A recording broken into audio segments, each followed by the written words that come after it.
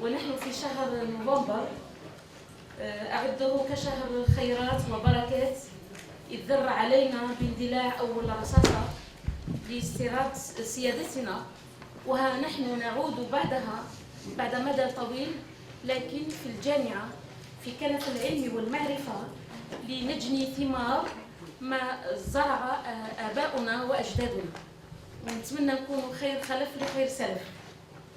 استسمحكم بأخذ الكلمة بالفرنسية لأن ضيوفنا كلهم من أجانب وما يفهموش العربية. Monsieur le recteur de l'Université de Constantine, Monsieur le président de l'Assemblée populaire de la wilaya de Constantine, Monsieur le président de l'Assemblée populaire de la commune de Constantine, Messieurs les membres de l'Académie algérienne des sciences et technologies, Messieurs les directeurs de l'exécutif de la wilaya de Constantine, Messieurs les sponsors du challenge Apéro, alors association pour la promotion des études en aménagement et urbanisme. Nous sommes ici en réunion avec la section Afrique Moyen-Orient et avec une représentation bien sûr d'une membre vice-présidente de l'association internationale, Madame Sylvie Paré du Canada, à qui on souhaite la bienvenue. Alors, mesdames et messieurs participants au challenge, mesdames et messieurs membres de l'apéro, mesdames et messieurs chers invités, j'ai le plaisir de vous souhaiter à tous la bienvenue au challenge apéro section Afrique Moyen-Orient, qui regroupe en son sein 8 établissements universitaires, représentant des doctorants bien sûr, des étudiants de master, encadrés, on a 16 étudiants de master avec 8 encadreurs et 3 membres du jury. Le thème de ce présent challenge est le devenir urbain du centre-ville de Constantine. C'est un événement qui se fait et qui se passe de façon biannuelle dans la section et de façon rotative. À chaque fois, il y a un pays hôte qui invite ses pairs pour venir dans ce pays et à la demande des collectivités locales et du pouvoir local sur une thématique pratique, de façon à faire une consultation en un temps serré, intense, pour éclore à la limite les idées sur une thématique donnée. Et nous, on s'est vu, on a discuté ici à Constantine entre confrères et consoeurs de plusieurs profils, aussi des gens qui travaillent dans les services techniques, dans les différentes directions. Et on voulait chercher comment trouver le sujet, au fait. Comment on a atterri au centre-ville. Et pour la majorité, ils voyaient d'abord que le centre-ville est malade. Est malade pour des raisons multiples. Et on aura l'occasion d'en débattre davantage lors des communications. Donc ce qui va se passer, c'est que ce matin, il y aurait d'abord l'ouverture officielle.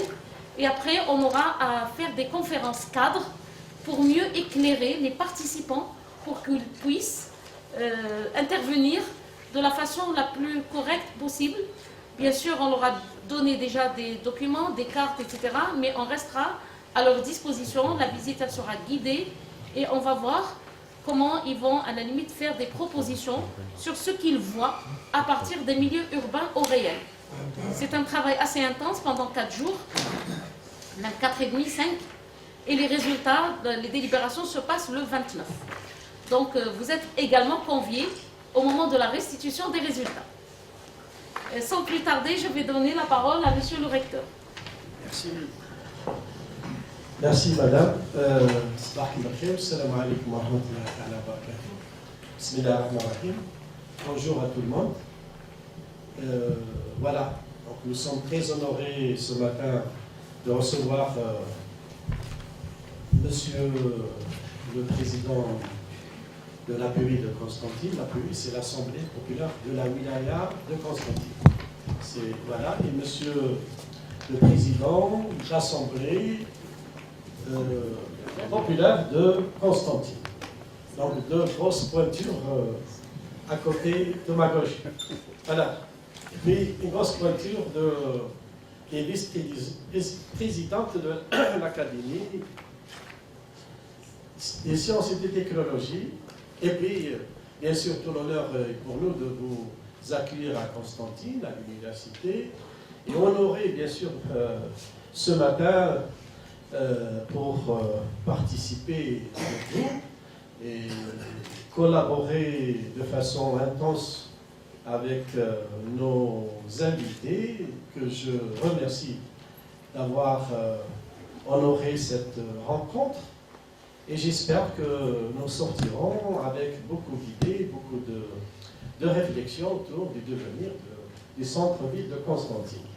Bien sûr, je ne vais pas tellement peut-être parler de Constantine, je laisserai le soin à Monsieur le Président de l'Assemblée populaire de Constantine, peut-être qu'il vous fera part de ses sentiments et de la dimension de sa ville.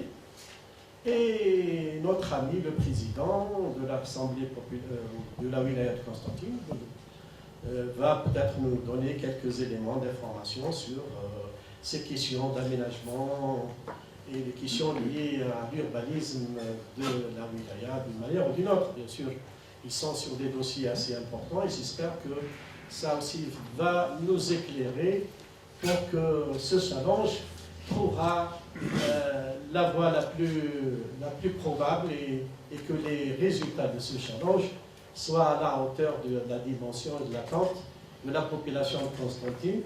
Et nous essayons de travailler pour la prospérité et le bien-être de cette population. Je vous remercie d'être venu et j'espère beaucoup de réussite pour cette rencontre. Merci beaucoup.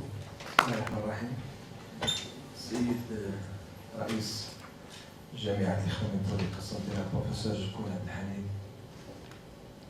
السيد رئيس بلدية قسنطينة السيدة مدام السيدة ابن عباس، الانتخابات السابقة بالمجلس الولاية والإدارة بالولاية، السادة الحضور الكريم المنتخبين والإداريين وطلبة وباحثين وضيوفنا ضيوف الجزائر وقسنطينة، أسأل الله صباحكم. في الحقيقة أتشرف بأن أكون حاضرا بجامعتي، جامعة قسنطينة، اللي الحمد لله الآن راهي كثير من إطارات الدولة والمنتخبين في مختلف المجالس هم نتاجها بالجامعة وما قدمته لقسنطينة وللجزائر.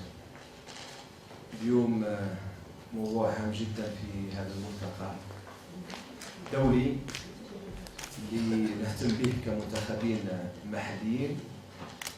في الحقيقة هذا ثاني مرة جامعة الإخوان المتولي في بداية عودتنا تنخرط مباشرة وتتفتح مباشرة على محيطها الاجتماعي. جامعة الإخوان المتولي قسنطينة بداية كان هناك ملتقى وطني حول أساليب تسيير الجامعات المحلية. الحمد لله بروفيسور جكون كمشرف عام ورعاية سامية للسيد الوالي وبمشاركة المجلس الشعبي الولائي كانت هناك عدة توصيات رفعت إلى الوزارة وزارة الداخلية وتم تبنيها. أيضا في هذا اللقاء الثاني من نوعه وفي آخر دورة للمجلس الشعبي الولائي كان هناك نقاش كبير حول دور الجامعة في التنمية المحلية وفي مساعدة المنتخبين والسلطات المحلية بما تملكه من إمكانيات سواء على المستوى الأكاديمي على وجه الخصوص من إطارات كفء وأيضا على مستوى الأبحاث التي تقام بالجامعة والنقطة الثالثة هي داخلة أيضا في إطار الديمقراطية التشاركية، لا ديمقراطية بارتيسيباتيف اللي رايحين مقبلين عليها. جاي قانون تاع الديمقراطية التشاركية وين سنستنجد وسنتعامل مباشرة أيضا مع الخبراء والمجتمع المدني في كل القضايا اللي تم التنمية المحلية. هذا داخل في إطار المبدأ الدستوري الجديد. تعمل الدولة على تشجيع الديمقراطية التشاركية على مستوى الجماعات المحلية. إذا المكان تاع الديمقراطية التشاركية هو على مستوى الجماعات المحلية وليس على مستوى يعني المجالس المنتخبة الوطنية. في هذا الإطار الأرضية هذه في الحقيقة هي موجودة، ما علينا إلا أننا نفعلها. على مستوى المجلس الشعبي الولائي لدينا لجنة التعمير وتهيئة الإقليم السيدة جيرادي لاميا، هي لجنة دائمة على مستوى المجلس الشعبي الولائي. ومن اختصاصات المجلس الشعبي الولائي هذه قضايا التهيئة وقضايا التعمير، ولها ارتباط مباشر بتسمية وزارة الداخلية. الوصاية على مستوى المجلس الشعبي الولائي هي لوزارة الداخلية، ووزارة الداخلية هي وزارة الداخلية والجماعات المحلية والتهيئة العمرانية. في هذا الإطار المجلس الشعبي الولائي يعرض ملفات تتعلق بكل القطاعات اللي من اختصاصه، لا سيما قطاع التعمير وتهيئة الإقليم. بدأنا أيضا على مستوى مثلا الملف الماضي يتعلق بوضعية المقابر على مستوى ولاية قسنطينة، وفيه أيضا توصيات وفيه مداولة وفيه يعني دعم كبير لزملائنا على مستوى رؤساء المجالس الشعبية البلدية في مسألة التهيئة وفي مسألة الصيانة. أيضا على مستوى الملف القادم إن شاء الله فيه مسألة في دورة ديسمبر ولا جانفي على أقصى تقدير فيه ملف حول التحكم والتسيير في المخاطر الكبرى ذات الصلة بالكوارث الطبيعية والكوارث التكنولوجية، ومحتاجين الجامعة في الحقيقة والخبراء يعاونونا في هذا الملف. وبدأت جلسات العمل مع لجنة التعمير وتهيئة الإقليم. أيضا أنوه بالحضور الكريم اللي راهو في لجنة ولائية تتعلق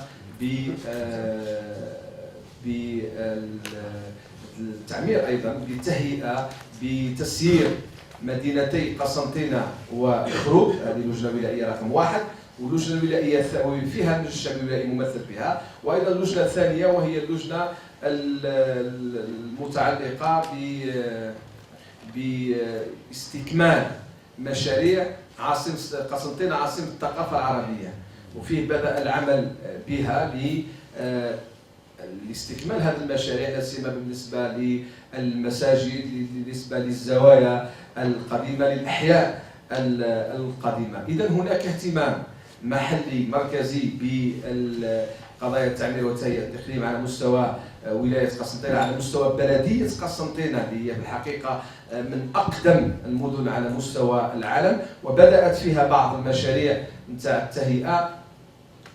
فيه نوع من يعني راهو فيه نوع من كاين بعض المشاريع استكملت، بعض المشاريع لم تستكمل. المسألة رئيس البلدية هو موجود يقدر يتكلم أكثر على هذا المسألة، ولكن في هذا الإطار تاع لجنة تاع الاستكمال تاع المشاريع ربما بما تخرجون به من اقتراحات من توصيات ترفعونها، ونحن في أمس الحاجة إلى توصيات هذا الملتقى.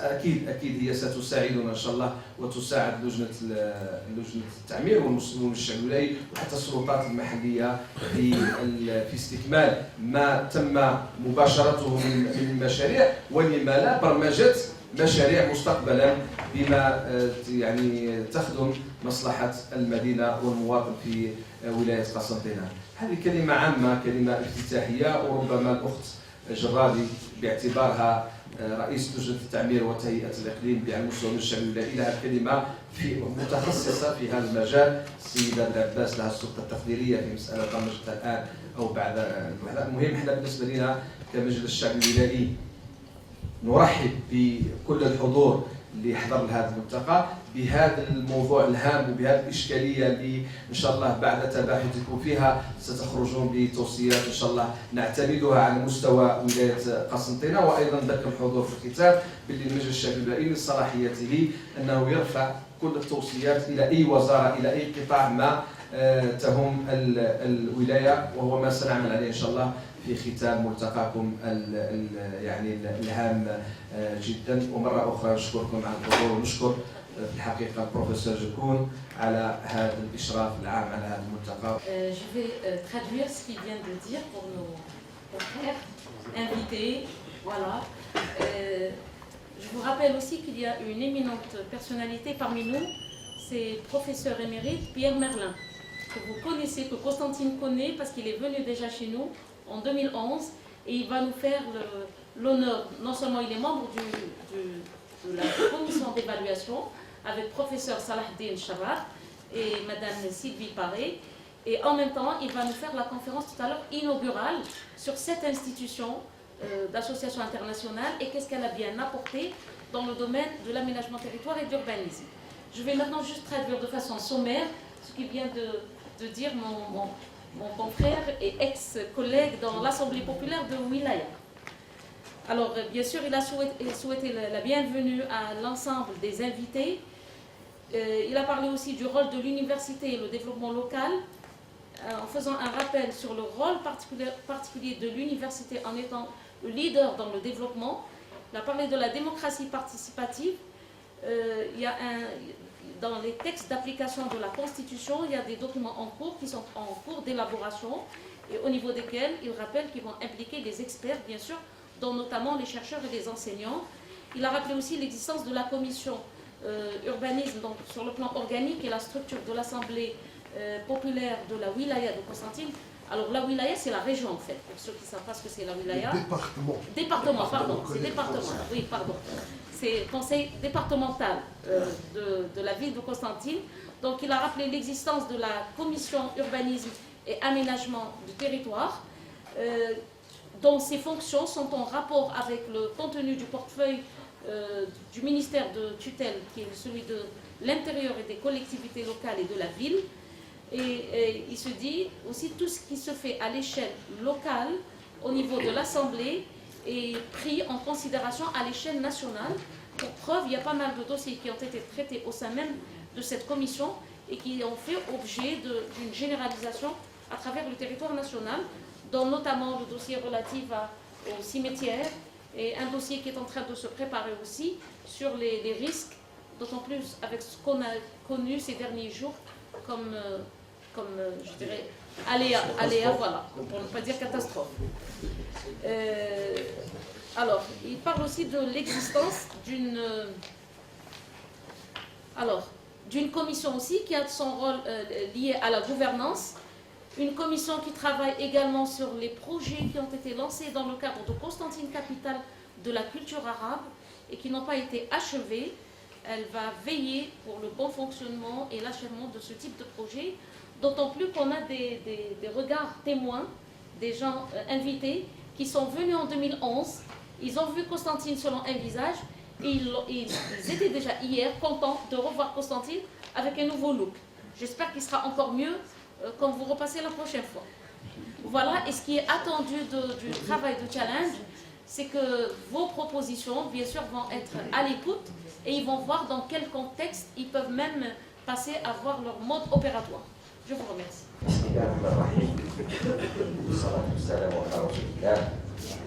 Monsieur le recteur de l'Université de Constantine, Monsieur le Père Béui, mes chers collègues élus de la ville de Constantine, mes chers invités, mes amis les journalistes, honorable assistance, aujourd'hui, je vais saisir cette opportunité de parler un peu de la ville de Constantine.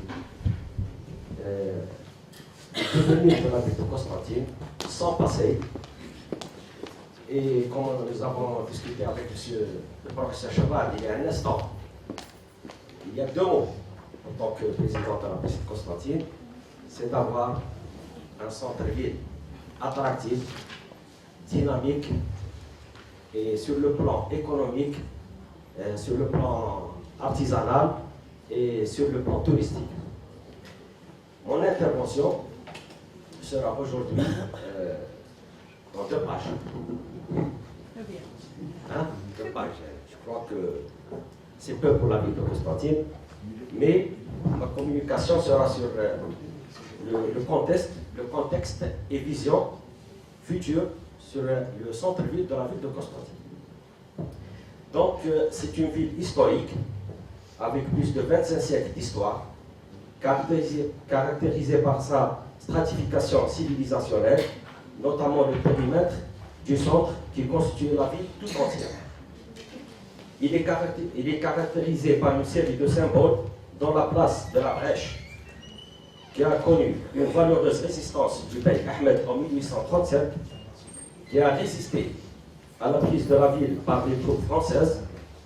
Constantine, prise 7 années après une première tentative en 1837, où elle a vu la mort du duc d'Orléans, fils du roi de France, et qui porte aujourd'hui à l'indépendance le nom de la place des martyrs, Saïd Chouhada, en hommage à ses valeureux fils qui ont combattu pour sa libération en 1960.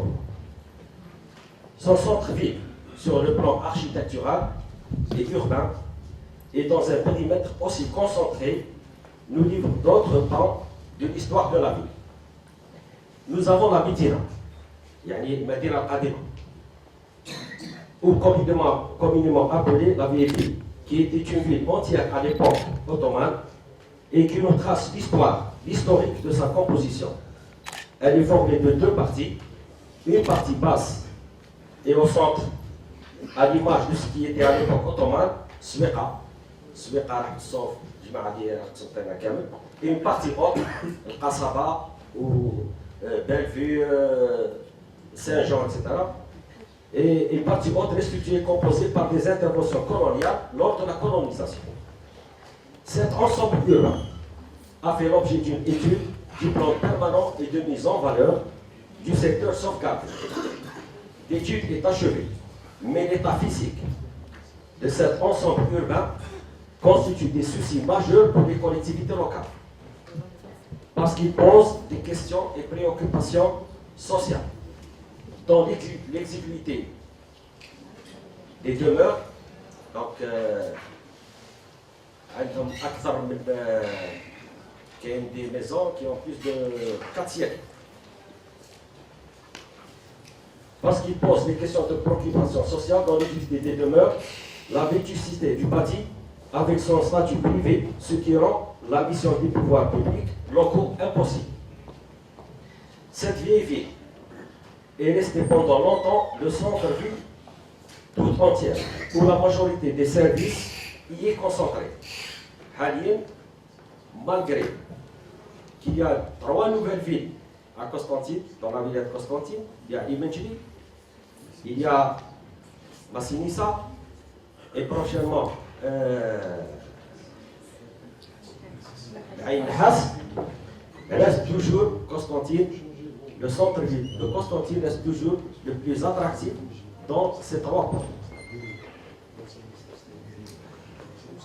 La ville de Constantine est en fait une commune parmi les 12 communes de la wilaya, mais c'est la plus petite en termes de surface, alors qu'elle concentrait 60% de la population globale. De ce fait, toutes les communes voisines reviennent pour s'approvisionner au quotidien dans son périmètre historique. Sur le plan géographique, la ville de Constantine est située dans un couloir d'urbanisation majeur. C'est une ville carrefour et lieu de croisement de ses axes nord-sud et nord-est. Donc Constantine, anciennement, anciennement, c'est le département de Constantine qui regroupe presque tout l'est algérien. Et l'axe Constantine, il est à équidistance entre ces villes. Vous trouvez par exemple le Sétif à 140 km, Annaba à 140 km, Skikda à 80 km, Obreboaki à 80 km. Donc c'est le centre et c'est un grand carrefour de l'Est algérien. Donc, elle est très exiguë en matière de surface et très chahutée en même temps, ce qui rend les déplacements dedans difficiles. Le centre-ville est caractérisé par la présence des espaces publics majeurs, comme la présence de 2 jardins, de part et d'autre, de l'axe de la Brèche, la présence d'un immense terrain, dit site de Bardo, qui était un quartier composé d'un habitat informel essentiellement, et à l'occasion de l'événement qu'a connu Constantine en tant que capitale de la culture arabe, pour l'année 2015, a été proposé pour devenir un parc citadin pour la ville tout entière. Ce terrain de 150 hectares constituait un atout majeur pour la requalification de la ville. Durant toujours le même événement, certains équipements publics ont été réhabilités et d'autres rénovés, comme le théâtre régional de Constantine, le palais de la culture, dit El Khalifa, dont sa façade a été complètement de façon monumentale avec réaménagement d'un rond-point dans son environnement immédiat, avec reprise des axes piétonniers qui longent l'artère principale de la Brèche. Le centre a vu également des opérations lourdes de réhabilitation de 2 hôtels historiques, à savoir celui de Cirta et celui de Protea, ex-panoramique, et a connu juste avant l'événement de 2015 le renforcement de l'infrastructure hôtelière par 2 hôtels nouveaux en plein centre, celui de Ibis et Novotel. Cette recomposition n'a pas été sans effet sur l'image de la ville. Constantine est par ailleurs caractérisée par son paysage exceptionnel et par ses ponts, car leurs avalanches sont rangées et le rend inaccessible. S'il n'y avait pas de pont, on ne peut pas imaginer son extension et son état. En parlant de pont, la ville s'est renforcée par un 8e pont dit pont de Salah Bey, d'une hauteur de 130 mètres et qui a apporté un plus à Constantine, tant en matière paysagère que fonctionnelle, car il a permis de créer des relations différentes et nouvelles entre la partie nord et la partie sud de la ville, sans pour autant être dans l'obligation de passer directement par le centre. Il y a beaucoup d'efforts déployés au niveau de la ville de Constantine, comme son renforcement culturel, par la réalisation d'un nouveau édifice phare près de l'aéroport, c'est la salle de spectacle Ahmed Bey, ex-Zénith de 3000 places. Dans cette mouvance constructive, beaucoup de programmes de logement a connu la ville de la Wilaya et le pays tout entier, en réalisant des centaines de milliers de logements neufs. Il y a forcément une mouvance au niveau de la population, où la ville-mère connaît une croissance négative au profit de la ville à Limenjili, située à une vingtaine de kilomètres de Constantine. Constantine est connue également pour être la ville des sciences et du savoir. Elle renferme en son sein 4 universités parmi les meilleures du pays.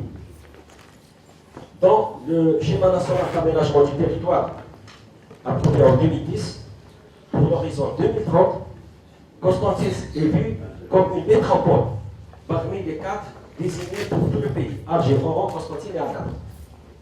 Cela suppose qu'elle doit avoir des fonctions supérieures pour mériter ce statut. Elle a également des contraintes liées à son site, à l'image des glissements qu'elle a connus dans plusieurs parties de son territoire, ce qui rend l'urbanisation difficile. À proximité de son centre, il y a des constructions informelles, un vieillissement du parc,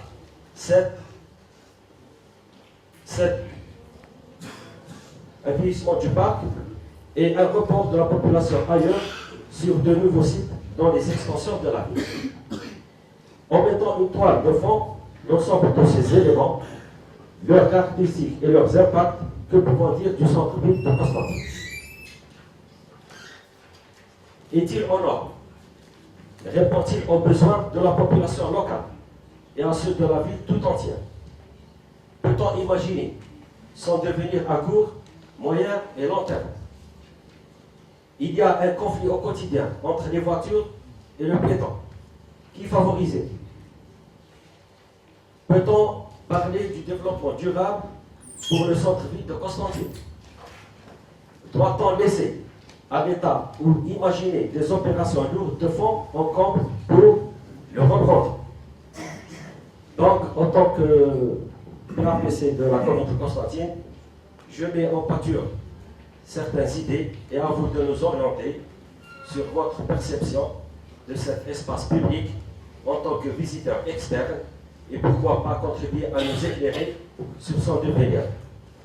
Je ne saurais terminer cette allocution sans souhaiter encore une fois la bienvenue à nos chers invités en leur souhaitant un bon séjour dans notre ville et je vous remercie. Bien sûr, Monsieur le Président, l'APC de Constantine nous a éclairé, nous a mis au parfum sur le 25 siècle d'histoire de Constantine. Aujourd'hui, nous sommes bien sûr le 24 novembre. Après toutes ces périodes consécutives, vous avez l'honneur, un petit peu, si on peut se dire, donc de travailler, de se pencher sur les éléments de réflexion qu'il a élucidés dans son propos, et j'espère que ça vous servira davantage pour que les idées qui vont sortir de ce challenge serviront pour que les résultats soient à la hauteur de la dimension culturelle, historique de cette ville. Donc, après votre permission, à la permission de Monsieur le Président de l'Assemblée populaire de la Wilaya et le PAPC, je déclare ouvert ce challenge et cette rencontre avec beaucoup d'espérance et d'espoir. Merci beaucoup.